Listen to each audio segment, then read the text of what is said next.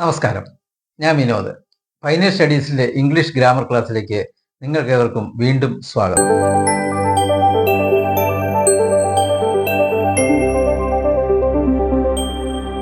നമ്മൾ കഴിഞ്ഞ ക്ലാസ്സിൽ പഠിച്ചത് ടെൻസുകളാണ് അല്ലേ? ടെൻസുകളിൽ ഏതൊക്കെ പഠിച്ചു? പ്രസന്റ് ടെൻസിലെ simple present tense, present continuous, present perfect, present perfect continuous. പിന്നെ പാസ്റ്റ് ടെൻസിലെയോ സിമ്പിൾ പാസ്റ്റ്. ഇത്രയും കാര്യങ്ങൾ നമ്മൾ പഠിച്ചു കഴിഞ്ഞു. എൻ്റെ ഈ കഴിഞ്ഞ വീഡിയോകൾ കാണാത്ത ആരെങ്കിലും ഉണ്ടെങ്കിൽ ഒന്ന് കണ്ടതിന് ശേഷം മാത്രം ഇന്നത്തെ വീഡിയോ കാണുകയാണെങ്കിൽ നിങ്ങൾക്ക് ഞാൻ ഇന്ന് പഠിപ്പിക്കുന്നത് കുറച്ചുകൂടെ മനസ്സിലാവും. അപ്പോൾ നമുക്കിത് ക്ലാസ്സിലേക്ക് കിടക്കാം അല്ലേ? ഇന്ന് നമുക്ക് പഠിക്കേണ്ടതെന്നറിയാവോ? Past continuous. നമുക്കിന്ന് പഠിക്കേണ്ടത് പാസ്റ്റ് കണ്ടിന്യൂസ്. അതിൻ്റെ ഒരു സ്ട്രക്ചർ അല്ലേ? സൂത്രവാക്യം എങ്ങനെയാണ്? സബ്ജക്റ്റ് പ്ലസ് വാസ് അല്ലെ were plus verb 1 ING object. ഇതിലേതിനോടെങ്കിലും സാമ്യമുണ്ട്? നമ്മൾ പഠിച്ച ഏത് ടെൻസിനോടെ സാമ്യം ഉള്ളതെന്ന് പറയാവോ? പ്രസന്റ് കണ്ടിന്യൂസിനോട് അല്ലേ? അതിനകത്ത് എങ്ങനെയായിരുന്നു? സബ്ജക്റ്റ് ഈസ് അല്ലേ, ആം, ആർ. വെർബ് 1 ING ഒബ്ജക്റ്റ് ആയിരുന്നു പ്രസന്റ് കണ്ടിന്യൂസിൽ. നമ്മളിപ്പോൾ പാസ്റ്റ് കണ്ടിന്യൂസ് പഠിക്കുമ്പോൾ എങ്ങനെയാണ് മാറ്റം? ഈസാമാറിന് പകരം വാസ് വെയർ, ആയിരുന്നു എന്ന. മറ്റേത് ഈസാമാക്കിന്റെ അർത്ഥം എന്താണ്? ആകുന്നു, പ്രസന്റിലുള്ളത്. പക്ഷെ വാസ് വെയർ ആണ് ഇവിടെ. അപ്പോൾ ആയിരുന്നു അല്ലെ? കഴിഞ്ഞു പോയ കാര്യമാണ് നമ്മളിവിടെ പറയുന്നത്. അതുകൊണ്ടാണ് പാസ്റ്റ് കണ്ടിന്യൂസിൽ സബ്ജക്റ്റും വാസ് അല്ലെങ്കിൽ വെയർ, വെർബ് 1 ING ഒബ്ജക്റ്റ് വരുന്നത്. ഇനി ഇത് എപ്പോഴൊക്കെയാണ് നമ്മൾ സാധാരണ പാസ്റ്റ് കണ്ടിന്യൂസ് ഉപയോഗിക്കുന്നത് എന്ന് നോക്കാം. എപ്പോഴാണ്?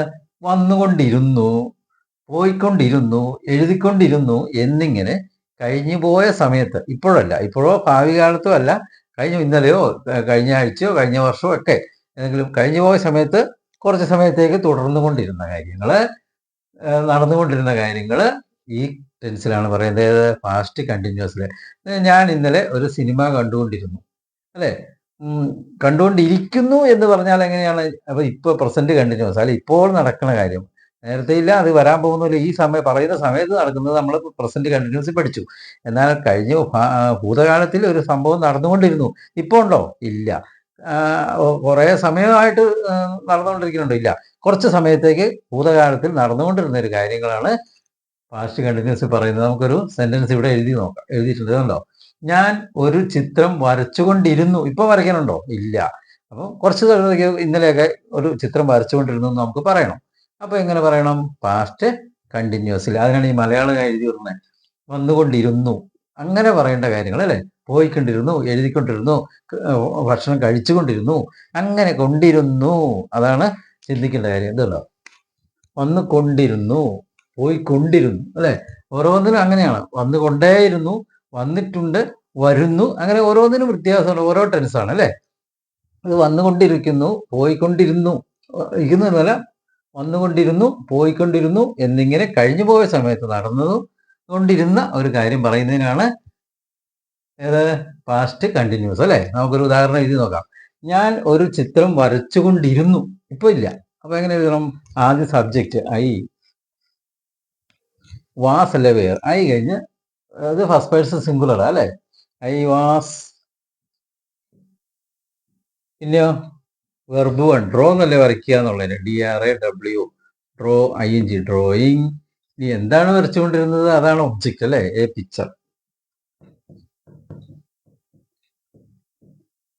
സബ്ജക്റ്റ് ഒബ്ജക്റ്റ് ഒക്കെ ഞാൻ അതിന്റെ ആദ്യത്തെ ക്ലാസ്സിൽ ഞാൻ പറഞ്ഞു തന്നിരുന്നു. അപ്പം സബ്ജക്റ്റ് ഐ, ആരാണോ പ്രവൃത്തി ചെയ്യുന്നത് അല്ലേ? സബ്ജക്റ്റ്. അതിന് വാസ് അല്ല വേറെ, വെർബ് 1 ING ഒബ്ജക്റ്റ്. അപ്പൊ ഇത് വാസോ വേറെ ചേർത്ത് ING വന്നാൽ ഏ ടെൻസ് ആണ് പാസ്റ്റ് കണ്ടിന്യൂസ്. ഇനി ഫസ്റ്റ് പേഴ്സൺ സിംഗുലർ പ്ലൂറൽ എഴുതുമ്പോൾ എങ്ങനെ? വി ആണ് അല്ലേ പ്ലൂറൽ. അപ്പൊ വി ഒന്നി കൂടുതലുണ്ട്. അപ്പൊ എന്ത് വേണം? Were drawing a picture. ഉണ്ടോ? വാസ് ഒന്നി കൂടുതൽ, ഫസ്റ്റ് പേഴ്സൺ പ്ലൂറലായപ്പോൾ വെയർ വേണം. ഇനി സെക്കൻഡ് പേഴ്സൺ സിംഗുലറും പ്ലൂറലും യു ആണ് അല്ലേ? അത് കഴിഞ്ഞ് ഏത് വേണം? അത് സിംഗുലർ ആയാലും പ്ലൂറൽ ആയാലും യു എഴുതി കഴിയുമ്പോൾ ഏത് വേണം? You were drawing a picture.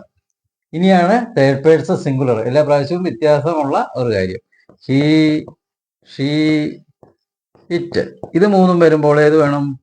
I was പറഞ്ഞ പോലെ ഇവർക്ക് he was, she was, it was അല്ലെ? അങ്ങനെ പറയുള്ളൂ. തേർഡ് പേഴ്സൺ സിംഗുലർ വരുമ്പോൾ he was drawing a picture, she was drawing a picture, it was എന്ന് പറയുള്ളൂ അല്ലേ?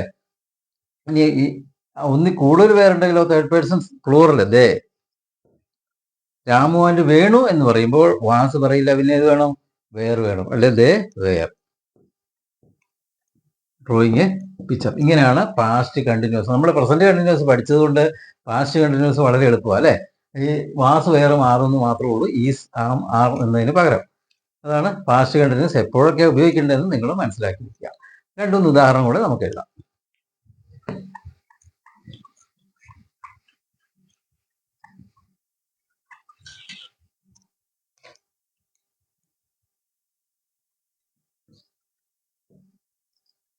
അജിത്ത് സ്കൂളിൽ പോയിക്കൊണ്ടിരുന്നു.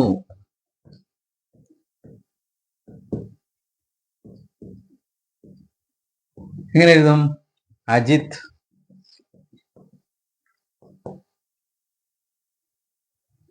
വാസോ വേറെ, അജിത്ത് കഴിഞ്ഞിട്ട് വാസ്. പിന്നെയോ പോവുക എന്നുള്ളത് ഗോ, ഗോയിങ്. എങ്ങോട്ടാണ്? To school.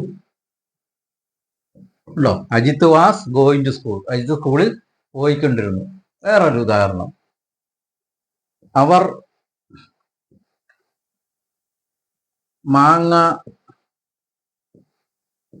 കഴിച്ചുകൊണ്ടിരുന്നു. ഇങ്ങനെ എഴുതണം, ദേ. അവർ എന്നുള്ളതിന് ദേ. വാസല്ല വേറെ, ഒന്നി കൂടുതലുള്ളതുകൊണ്ട് വേർ. They were. കഴിക്കുക എന്നുള്ളതിന് ഏതാണ്? Eat, EAT. പിന്നെ ING ചേർക്കണം അല്ലെ. ഈറ്റിംഗ്. എന്താണ് കഴിച്ചുകൊണ്ടിരിക്കുന്നത്? മാങ്കോ. വേണ്ട, മാങ്കോ അല്ലെ. ലേവർ ഈറ്റിംഗ് മാങ്കോ. അവർ മാങ്ങ കഴിച്ചുകൊണ്ടിരുന്നു. ഇങ്ങനെയുള്ള കാര്യങ്ങളാണ് അപ്പോൾ പാസ്റ്റ് കണ്ടിന്യൂസിൽ പറയേണ്ടത്. കഴിഞ്ഞു പോയ സമയത്ത് നടന്നുകൊണ്ടിരുന്നു, ഇപ്പൊ ഇല്ല കേട്ടോ. അങ്ങനെയുള്ള കാര്യങ്ങൾ പറഞ്ഞു പോകരുത്, പാസ്റ്റ് കണ്ടിന്യൂസിൽ പറയണം. ഇനി നമുക്ക് അടുത്തത് പഠിക്കേണ്ടത് പാസ്റ്റ് പെർഫെക്റ്റ് ആണ്. ഇന്നത്തെ ക്ലാസ്സിൽ നമ്മൾ പഠിച്ചത് പാസ്റ്റ് കണ്ടിന്യൂസ് ആണ്. ഈ ഇന്നത്തെ ക്ലാസ് നിങ്ങൾക്ക് ഇഷ്ടപ്പെട്ടെങ്കിൽ നിങ്ങൾ ലൈക്ക് ചെയ്യുക, ഷെയർ ചെയ്യുക, സബ്സ്ക്രൈബ് ചെയ്യുക, കമൻറ്റ് ബോക്സിൽ അഭിപ്രായങ്ങൾ രേഖപ്പെടുത്തുക. അപ്പോൾ നാളെ നമുക്ക് പാസ്റ്റ് പെർഫെക്റ്റുമായി വരാം. അതുവരെ ഗുഡ് ബൈ.